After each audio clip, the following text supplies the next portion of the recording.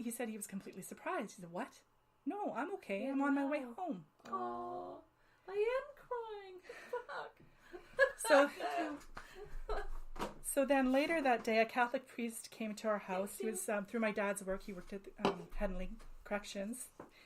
He was there to provide our family with grief counseling, and he told us that what Sean dreamt may not have been just a dream. He said, but an actual conversation he had with John's spirit. Yeah. Wow. Well, yeah. He said that John may not even be aware yet that he had died. No. Saying, why is everyone crying? I'm on my way home. He's just kind of out there. He's looking for a place to land. Yeah. Oh, wow. I mean, he literally was on his way home when he died. Yeah. For sure. So he's still looking for home. Amazing. Right?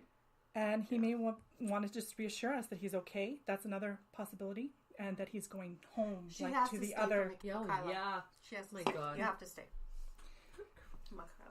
To his true home, right? I'm on my way home. Yeah. So that kind of brought us comfort to think that Sean may have actually connected with John's spirit. This priest said he's seen this many times before. There's not enough alcohol in this house right now. No, I'm sorry. And he said most commonly, it's okay. Most commonly, they will come through to people who more distant or not as close, not exactly right to the loved one, because I've heard that before. the grief blocks it. Yeah, I think so. So he said that makes sense that Sean got through. They're too got close. Through to him. Too close, right? Yes, exactly. Mm-hmm. Makes sense. So that was our first sign, and it was a dream visitation, we believe.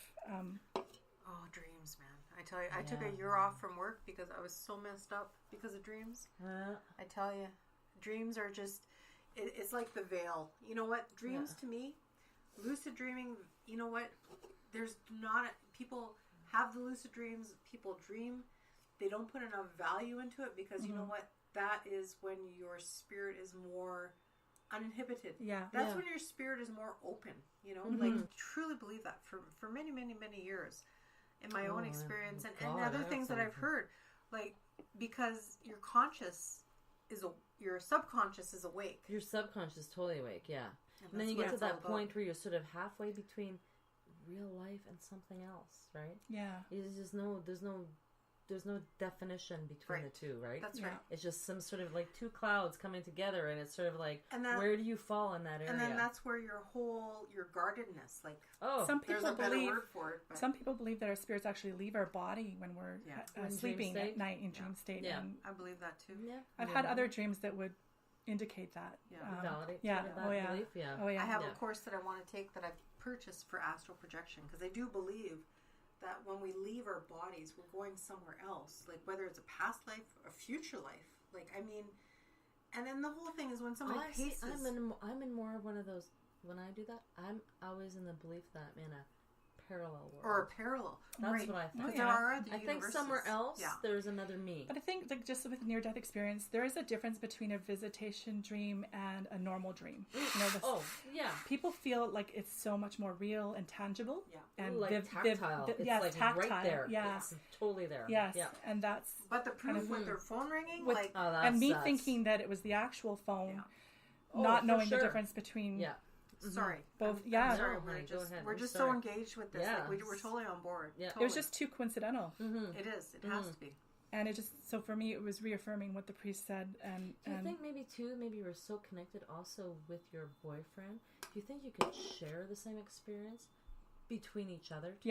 Yes, because this happened again later on. That's what I'm saying. Really? You're two parts of one soul sort of thing, and you're sharing the experience together. Absolutely, because we had it happened not long after that. A few weeks later, we had another shared dream experience, similar dream experience cool. that involved a pool. But that's really cool. If we have time, I'll get. We have all the time. You might need me to come back for a series. Yeah, like so much. We have like weekly part 7. But I know Michaela's coming soon. No, Michaela messaged me. She's running late, 20 minutes late. She had to run the errand for her son. So no worries. We do, however, have the cheese and salsa dip over there. I'm enjoying my rosé, whatever. Because we love to eat and drink on a podcasting evening and chat a lot. Go ahead, Mel. Okay, so that was the first thing that happened, and so I'm just gonna go chronologically for you as far as I can get today until we run out of time. Totally. Because there was so much, and so then what happened in that first week, in the days leading up to the funeral, my dad was taking photos of us sitting in the sunroom, reminiscing about John and how he enjoyed sitting there on the wicker furniture and just having a cigarette and just chatting and just hanging out. Which end of town was this, by the way? They lived out on Windmill Way out west because it was close to my dad's work. Yeah, beyond St. James. Yeah, near Roblin. Yeah, around there. Okay. And it was a condo with the enclosed balconies with the glass. It was a nice sunroom. And so then my dad was taking photos of us. I don't know why my dad loved taking photos. And the photos later revealed this bright light, like a yellow, white, orangey, white light. Do you still have that picture? I'd have to go searching We'd for love it. to have a copy I'd have to go with this. Yeah, but it was actually right beside. Anytime you took a picture of a person, it was right beside them. So you would say it's almost like almost like if your brother John was missing, this is where he would be. Yeah, it was really, really weird, and the camera never did that before. No. And that was that first week. We just thought, could it be just a lens flare, or you want to try to find a logical explanation? Well, for sure, but it was just the strange thing every time. It kept happening. Yeah. Multiple times.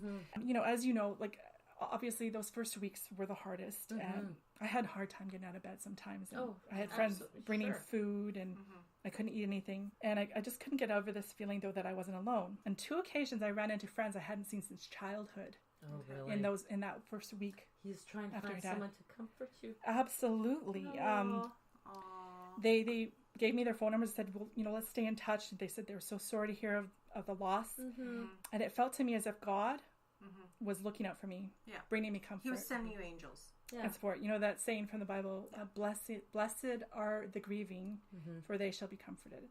So I felt that was actually happening, that there was just so much happening around us, that these unexplainable things. But the greatest, most comforting experience I had in that first week after my brother died was when I was alone in my apartment. I remember I was desperately looking for an item that reminded me of John. I can't remember exactly what it was, but it was a link to him. Pikachu. It wasn't a Pikachu, but it was a pen or something that he belonged to him, or something. Personal. It was very important. And speaking of, can you put my light on? Sure, sweetie. That's Terry's light. Thank you.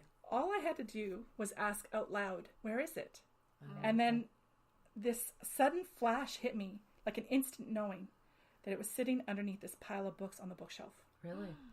I went over to that pile of books, lifted it up, and there it was. Really? Shit, that is so intense. So you asked a question, and he answered you. He did. Inside. He knew. He had connection to everything and where everything was. And gave me the answer. I feel. That's what I felt. Like, there's just like my memory is shit. There's no way I would. No. There's no way you can. I never experienced anything like that before. No. Where I just had this sudden knowing of where something was that I didn't know a moment earlier. Right. And then just the beginning, I was happy. I was oh, that's so great. I was elated. I felt like, oh wow, this is great. And as I walked towards, and I was feeling this sense of amazement, and there I walked towards the couch. It felt like something. I saw something in the kitchen through the corner of my eye. I was, like I said, I was home alone. Something directed me to look over into the kitchen. And by the entrance of my kitchen, and I saw someone standing there through the corner of my eye. And so I turned to look, and there he was, my brother. Oh, wow. Clear as day, slightly transparent, standing there beside our grandma's china cabinet, leaning to one side, peeking out at me from inside the kitchen. He was the same height, wearing the same white t-shirt and blue jeans he wore on the day he died. Oh, really? Oh, wow. But I could only see him from the knees up. He was invisible from the knees down. Oh. And just as quickly as I saw him standing there, but I saw him enough to make out the details. That you knew it was him. Yeah. He disappeared.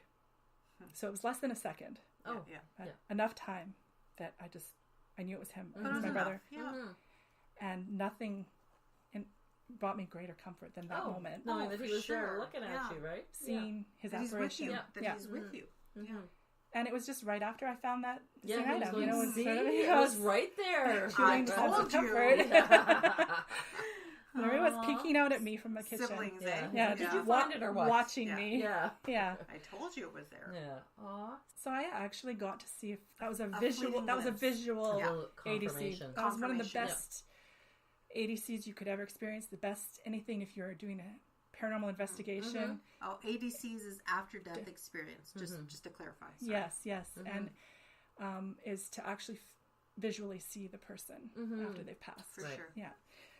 Of course, though, after John appeared to me standing in my kitchen and I stopped in my tracks, I smiled to myself and felt instantly uplifted, but yet still I doubted myself. Okay. I know. Yeah. You know? Mm-hmm. Yeah. I doubted my sanity. And we all at all times. Every freaking day of my existence. Trust me, you're not the first person. Yeah. Totally. What if I'm just imagining things, you know? Sure. Because you want it to happen so badly. Like, right. Was it me, or was it just I'm in a state of grief. You know, a lot of the That's skeptics will dismiss you because, you're in a grief state. You're seeing what you want to see, right? What you want to see. So that was just the beginning. Yeah. There was not... But you're intelligent enough to know that, though, too, right? You're intelligent enough to tell yourself, okay, people are going to say this is what it is. I know this is what I'm thinking it is. It's not like you're just blindly... Right. Yeah. So then my birthday came up. August 11th. My birthday was less than a month after John's birthday, so it was less than a month after he had died. I was having a really hard time. When did he pass? What date, by the way? July 16th, 2000. Yeah. So I was turning 25. It was a very hard day, very hot. My boyfriend and I came home from after dinner, and it started to rain, a little bit rainy. I started to cry, and I said, it's just really hard, and I was grieving. And like I told you, I had a very strong relationship with Jesus before this all happened, but then I became almost an atheist for a while. And but at that moment, I felt like I had to pray. And I said to God, I said out loud, standing in my bedroom, I started to just pray and say, why did this happen? And I was getting angry. And the more I was praying out loud, the more it started to rain. And the rain started to really pour down. And Sean was trying to comfort me. He was holding me. And we got into bed, and he was holding me, lying in bed, comforting me. And I was still crying. And the more I said, am I doing that? Like, I thought this is strange. Why? The more I'm crying, the more I'm sobbing, the more it's raining. And he's just, holding me. And I said to God, I said, I need more. Faith is great, but it's not enough for me. Like everybody says, they're in a better place. It's not enough to heal. It's not enough to heal you, even though it's supposed to. Go to church and you want to have faith and believe. I said, I need proof that he's okay. Give me proof. I yelled that right to God. And all of a sudden, bam, thunder and lightning. It was the loudest thunder you would ever hear. House, right? It was such a bang. Sean and I literally jumped out of bed. Because we thought the window was going to crash in on us. Because the bed was right in front of the window. And we, it sounded like the window was literally going to bang and crash in. Of the, And it was the whole room lit up in white light. And it was literally at the moment that I was yelling at God that I needed more. Give me more. And the floodgates opened. The floodgates opened at that point. The next morning, my boyfriend, Sean, I keep calling him boyfriend, he's my husband now. Boyfriend. Oh, thank God. I was just going to say, I kept thinking, oh my God, she's married to some other guy. This guy helped her through so much. And I'm thinking, do I dare ask? Thank God. Okay. All right. Good. So the next morning, he went down to our car parked on the street. And he heard music coming from somewhere. And he didn't know from where. Which end of town were you living in? At that point, we were living at 555 River Avenue, right in Osborne Numbers. Village. Love the numbers, yes. Scary number. Don't say that. I always associate it with my brother dying, right? Oh, really? Because I was at 555 River. Of course, yes. And it means change. But read your book, Sherry. Damn you. I gave you that book for a reason from my mom's house. Read your book. Anyway. Sitting behind my car. So he goes down towards our little black Mazda 323 hatchback, and he opens up the door, and music blast hits him. He's literally out of his car, out of your car. Our car, really? It was our car. What music was it? Out of curiosity, it was my brother's favorite radio station, 97. Oh yeah, Power 97. Power 97. He was into the hard rock. Yeah, and I was listening to it, of course. After he died, all the time. Follow us on Instagram. But anyway, that's awesome. I love Power 97, by the way. Music hit him like a brick wall. It was so freaking loud. Okay. Oh wow. And he went in. He said, "I can't turn the radio off." Oh, it won't go off. It was running while the car was off. Really? That car was energized by a bolt of friggin' lightning. Did not drain the. It was hit. It was hit by a freaking bolt of lightning. I've heard after our building was hit. And it went. Our building was hit by lightning, and my car was hit by lightning. Oh my God. As I was praying to God for a sign and you said that he's okay. So intense too. Yeah. It was ridiculously intense. I jumped out of bed. So we jumped in. He can't turn it off. So we had to take the radio out of the car. Deck? Yeah, he had to take the radio out to get it to start. Worried that the battery would die. I have never heard of that before.